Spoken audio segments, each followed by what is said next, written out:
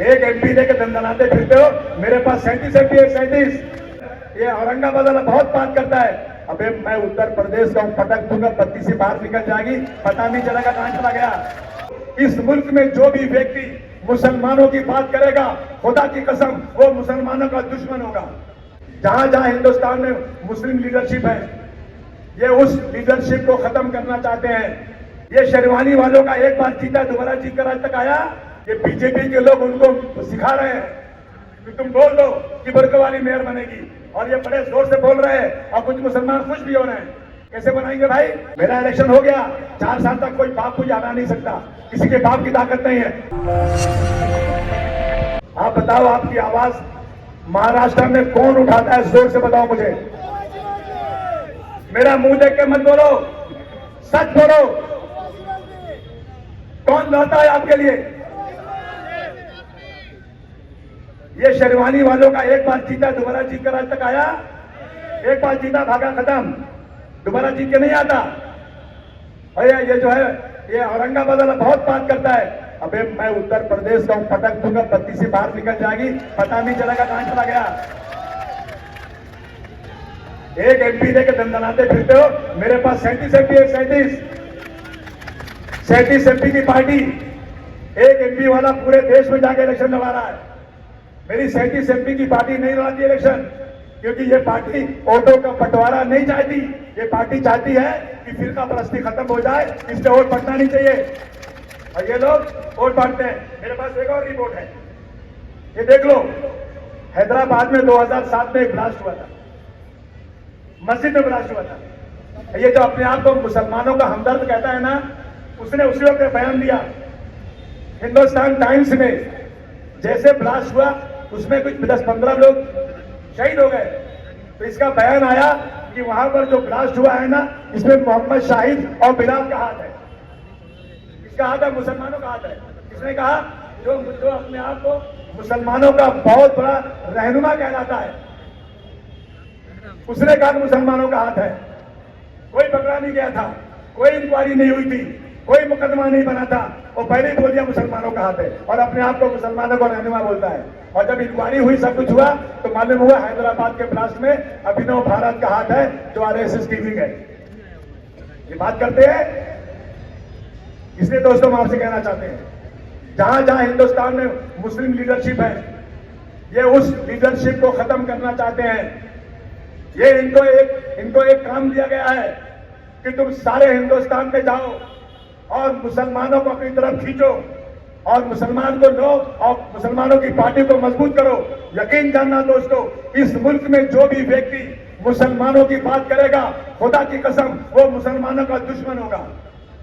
ये देश सेकुलर है, ये देश सेकुलर है, यहाँ हिंदू और मुसलमान, सिख और ईसाई एक साथ रहते हैं।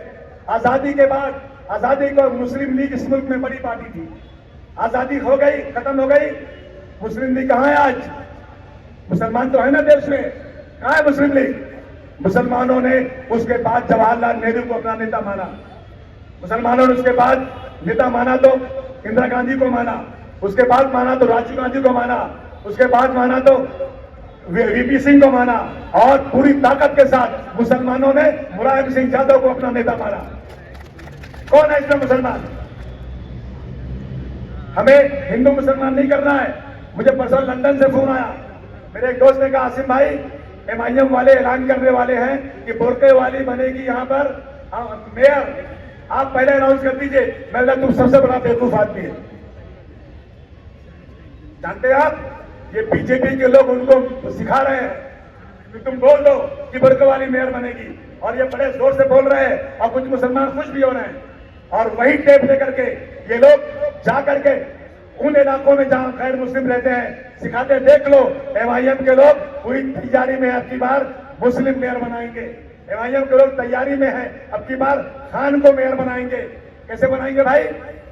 ये जो है टेप जो है ना, ये आवाज चारों तरफ सुना दी जाती है, चौपाल लगा लगा के बता दिया जाता है, और सारे गैर मुस्लिम इकट्ठा हो जाते हैं और ताकत उनकी बन जाती है। ये हो रहा है देश में आज। इसलिए हमें बहुत ही होश के साथ काम करना है। समाजवादी पार्टी ने बहुत सारे काम किए हैं। अभी कल जो है ना, एक कोई था एमआईएम वाला, कह रहा था अबू आसिम साहब आप बताइए आपने क्या काम किए यहाँ पर, क्या होगा? मैंने कहा तुम्हें गिनाओगे तो थक जाओगे तुम। पानी था यहाँ पर? यहाँ स्कूल कैसे थे बताओ? बंद चाले, बैठी चाली में थे कि नहीं थे? कोई बिल्डिंग थी स्कूल की? जोर से बोलो। आज बिल्डिंग है कि नहीं है? 5-5 माले की कितने स्कूल बन गए? यहाँ इंग्लिश स्कूल थे क्या? आज सीबीएसई स्कूल बने कि नहीं बने? बोलो जोर से। शिवाजी सिग्नल के पास एक छोटा सा मैटरनिटी होम था, बैठी चाली में था कि नहीं? आज कितने माले का है? 7 माले का बन गया। 1 नंबर से लेकर 15 नंबर तक सड़क थी क्या? अरे जोर से बोलो ना। आज सड़क है कि नहीं है? टॉयलेट कितने हैं यहाँ पर? एक दिन मुख्यमंत्री जी आए फडणवीस साहब, हाउस में ताली बजवाए कि हमें एक एनजीओ ने लेटर दिया है कि हम मुंबई में कोई शौच के लिए बाहर नहीं बैठता। मैं खड़ा हो गया, मैंने कहा झूठ बोल रहे हैं आप सुबह 6 बजे मेरे साथ बैठिए, थाना से लोकल ट्रेन में एक तरफ आप बैठिए, एक तरफ मैं बैठता हूं, मैं फोटो खींचता हूं, 1000 लोग दिखाऊंगा आपसे, थाना से लेकर बीटी तक लोग टॉयलेट के लिए खुले बैठे हुए हैं, शर्म में नीचे गर्दन किए हुए हैं। तो उनको बुरा लगा। मैंने फोन किया गयासुद्दीन को, जरा जा भैया डंपिंग में देख कोई बैठा है क्या? उसने जाकर के ना बैठे हुए आदमी का पीछे से फोटो खींच लिया और वो फोटो को लेकर मैं गया चीफ मिनिस्टर के पास। मैंने कहा ताजी खबर है ये, ताजी, तुमको सर्टिफिकेट मिल गया है, मुंबई शहर में कोंडी में बाहर बैठा आदमी। तो उन्होंने, उस वक्त मेहता साहब कमिश्नर थे, कहा ये अबू आसमी का फोटो देखो, पता लगाओ क्या बात है ये। तो कमिश्नर ने कहा हम शर्मिंदा है, अबू आसमी साहब कितना टॉयलेट बनाना है? टोंडी वालों, पूरे महानगर पालिका में सबसे ज्यादा टॉयलेट कहीं बना है ना तो मानपुर शिवाजी नगर में बना है। ये बोलते हैं कि क्या काम हुआ यहाँ पर? मेरे दोस्तों साथियों, ये लड़के आए थे अभी, धर्मेंद्र भाई मेरा एक दोस्त था, आजमगढ़ में शादी थी, उसने कहा आसिम भाई आपको चलना पड़ेगा। मैंने कहा देख भाई मैं नहीं जा सकता, मेरी पार्लियामेंट है, मैं कार्ड बांट चुका हूं, आसिम भाई आप मुझे नई तारीख दीजिए, मैं नया कार्ड छापूंगा। मैंने दे दिया था और मैं आजमगढ़ चला गया। मैं आजमगढ़ पहुंचा ही था कि मुझे बंबई से फोन आया कि कल रात को अताउल्लाह नाम का बूढ़े आदमी को, उसके बेटे फैसल को पुलिस लेकर आई, पुलिस स्टेशन में बाप को नंगा कर दिया, भाभी का बुर्का उतार करके उसके बुर्के को जूते से रगड़ कर फेंक दिया और बेटे को मारना शुरू किया। बाप नंगा खड़ा है, बेटे ने कहा कि मेरे बाप का कपड़ा पहना दो, आप जो चाहो लिख लो। उन्होंने पूरा ब्लास्ट में उसका नाम लिख दिया। मैं आजमगढ़ में था, मुझे कहा वकील ने आसिम भाई आप कुछ कीजिए, और सर उसी दिन मनमोहन सिंह ने सारे एमपी को डिनर की दावत दिया। मैंने उस लड़के से कहा जिसने नया कार्ड छपवाया था मेरे लिए, मैंने कहा भैया देख आजमगढ़ में आ गया हूं, आप मेहरबानी करके मुझे ना देख, वहां बहुत बड़ा जुर्म है, बहुत बड़ा मामला है, आज ही प्राइम मिनिस्टर से मिलने का मुझे टाइम मिल जाएगा, क्या करूं? 82 में जाइए। मैं बनारस आया, फ्लाइट पकड़ा और मैं गया, पार्लियामेंट में आया, जहां दावत थी ना सब जमा थे। मुझे शरद पवार सामने मिल गए, मौलाना अब्दुल्ला आजमी मिल गए, महमूद मदनी मिल गए, सुल्तानपुर का ताहिर एमपी मिला। मैंने सबको जमा किया और शरद पवार के पास गया। मैंने कहा सर मुंबई में बहुत ज्यादा गड़बड़ी हो रही है, ऐसा जुल्म हो रहा है। तो शरद पवार ने मुझे कहा अबू आसिम तुम बहुत गलत काम करते हो, हमेशा गलत लोगों के साथ खड़े हो जाते हो। महमूद मंत्री ने कहा आसिम भाई ये इतना बड़ा लीडर ऐसी बात करता है, मुझे शर्म आती है। मैंने उसी वक्त बंबई फोन किया, मैंने कहा अताउल्लाह को अभी फ्लाइट से भेज दो, फ्लाइट से लेकर आ जाओ दिल्ली। मेरे साउथ बॉम्बे में, मेरा साउथ एवेन्यू में मेरा घर था, मैंने उसको बुलाया, अपने घर में ठहराया। दूसरे दिन पार्लियामेंट का एक वो पास बनाकर पार्लियामेंट ले गया, सेंट्रल हॉल के सामने खड़ा किया। सेंट्रल हॉल में जितने एमपी बैठे थे सबसे रिक्वेस्ट किया आओ एक आदमी की दास्तान सुन लो। 40 एमपी आए, उसकी दास्तान सुने।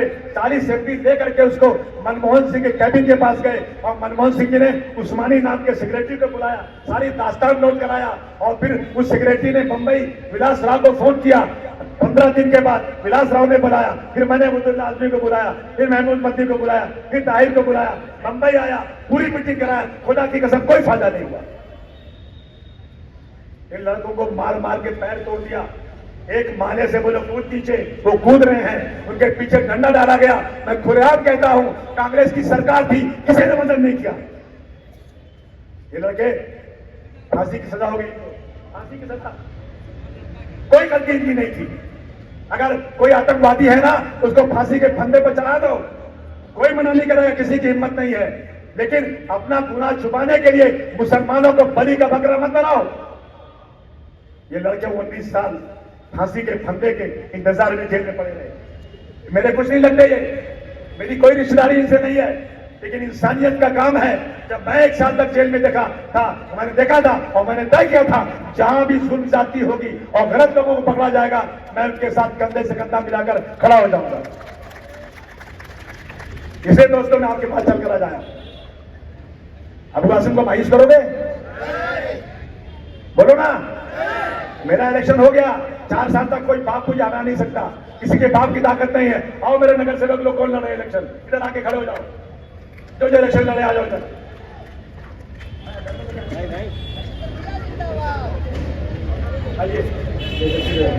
ये सब मेरे उम्मीदवार हैं, बोलो जिता कर दोगे कि नहीं दोगे?